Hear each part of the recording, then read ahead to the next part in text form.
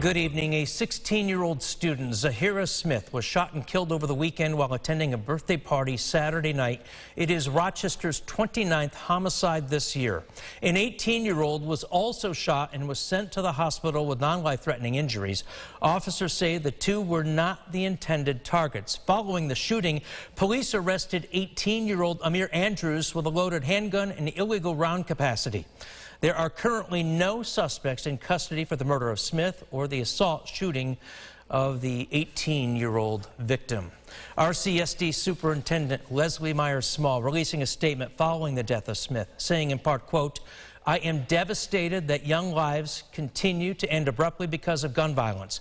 We must come together as a community to protect our children from these senseless acts that take them from us far too soon. Another bright future has been senselessly ended." She also said RCSD will make their grief and counseling teams available. For the latest on the shooting that killed the 16-year-old Smith and injured the 18-year-old, Alex Love joins us live from the Public Safety Building. Alex?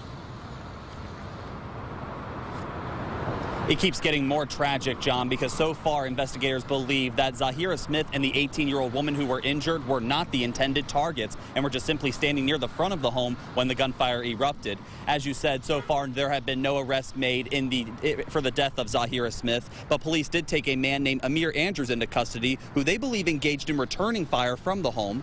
RPD is still questioning him about who else was involved and why this started. Investigators say this highlights issues about how easy guns are to get in Rochester when you have teenagers feeling they need to carry guns to a birthday party, a kind of problem we can't arrest our way out of, but instead band together to invest time and resources in the youth to show that carrying guns in public cannot be normalized, while also empowering neighborhoods to step in if they see gun trafficking on their streets. That no snitch culture, enough of that. Right? If you know somebody that's carrying a gun, you need to tell somebody. Right? If you know somebody that's involved in a feud that can escalate to violence, you need to tell somebody. It's on you as well. It's on everybody. Because this community, we all live here. Everybody's part of this community. And our children are dying. Literally, our children. A 16-year-old on Saturday. Back in January, a 14-year-old was murdered. These are our children that are dying because of these guns. And at some point, we all need to do our part. Take action to declare it unacceptable. We also sat down with Action for a Better Community, who explained to us there are plenty of options families can take to get counseling for their relatives or friends to avoid disputes escalating to the point where guns get involved. We'll dive more into how you can be a part of that coming up in our 5 and 6 o'clock newscast.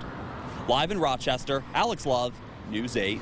All right, Alex, thank you. As the investigation continues, Rochester police found out this house on Emerson Street was listed as an Airbnb rental in the past and used photos from the company's website to assess the scene.